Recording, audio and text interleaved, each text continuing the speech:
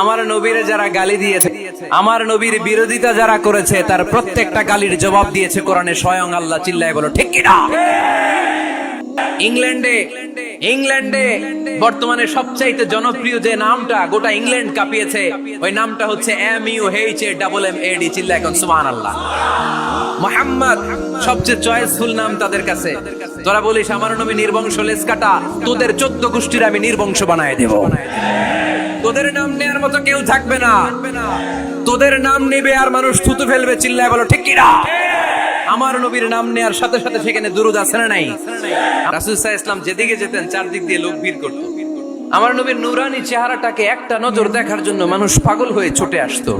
ফাবিমা রাহমাতিন মিনাল্লাহি লিনতা লাহুম, কোমল হৃদয়ের অধিকারী। উনার ভাষা যখন বের হয় যেন মুখ দিয়ে মুক্তা ঝরে। উনি যখন তাকায় চোখ দিয়ে যেন নূর বের হয়। উনার চেহারার নূরের ঝলকানি কাফেরদের হৃদয়টারে মুহূর্তের মধ্যে ঠান্ডা করে দেয়। উনার কণ্ঠের সুমধুর তেলাওয়াত কাফেরদের হৃদয়টারে উজালা করে দেয়। ফাবিমা রাহমাতিন মিনাল্লাহি লিনতা লাহুম, নবী আমার রহমতে আপনি অনেক কোমল হৃদয়ের অধিকারী। আমার নবী এত দিলদরিয়া, কাফেররাও যাতে কালেমার পথে চলে আসে কাফেরদের পিছনে পিছনে ঘুরতেন। ছোট বাচ্চারা রাতে না খেয়ে ঘুমায়, সারা রাত না খাইলে ক্ষতি হবে না? গ্যাস্ট্রিক হয়ে যাবে না?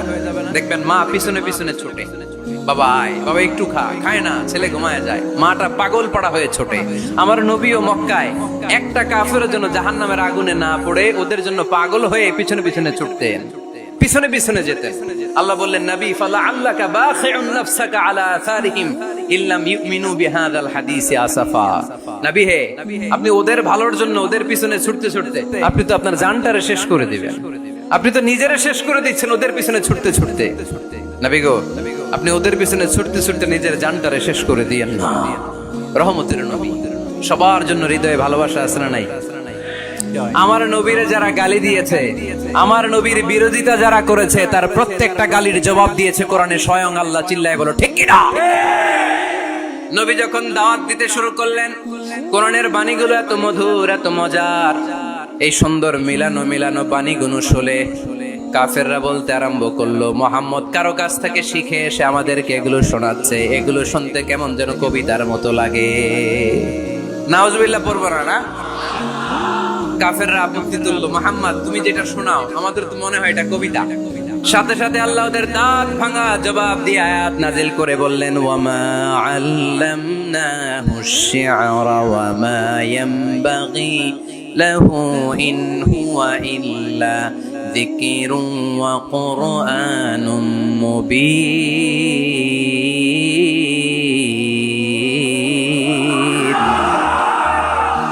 আমার নবী যা শোনায় এটা কবিতা না, আমার নবীর জন্য কবিতা জানা শোভনীয় না।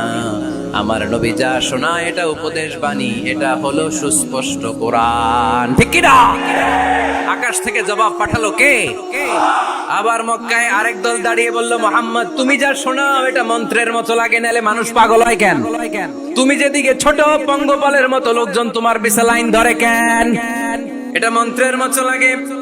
তুমি যা বলো মন্ত্রের মতো লাগে, তোমার পিছনে মানুষ কেন দৌড়ায়? তুমি মনে হয় গণক, তুমি মনে হয় মন্ত্র বড়। আকাশ থেকে আয়াত নাজিল করলেন কে? ওয়ালা বিকাউলি কাহিনিন কলিলাম মা তাযাক্কারুন। এটা কোনো মন্ত্র না, এটা কোনো গণকের বাণী না, বাণীটা কার? আবার একদল নবীর সাথে আবার বেয়াদবি করলো, বেয়াদবি করে বলতে আরম্ভ করলো, মুহাম্মদ তুমি পাগল। গোটা বিশ্বে ছড়িয়ে দিতে লাগলো। হজের মৌসুমে সবাই রে বলতে আরম্ভ করলো, এই লোকটার কাছে যেও না, লোকটার নাম মুহাম্মদ, লোকটা বড় পাগল। এই লোকটার কাছে যারা যায় তারাই তার সাথে পাগল হয়ে যায়। আকাশ থেকে এই বিরোধীদের জবাব নাজিল করলো কে?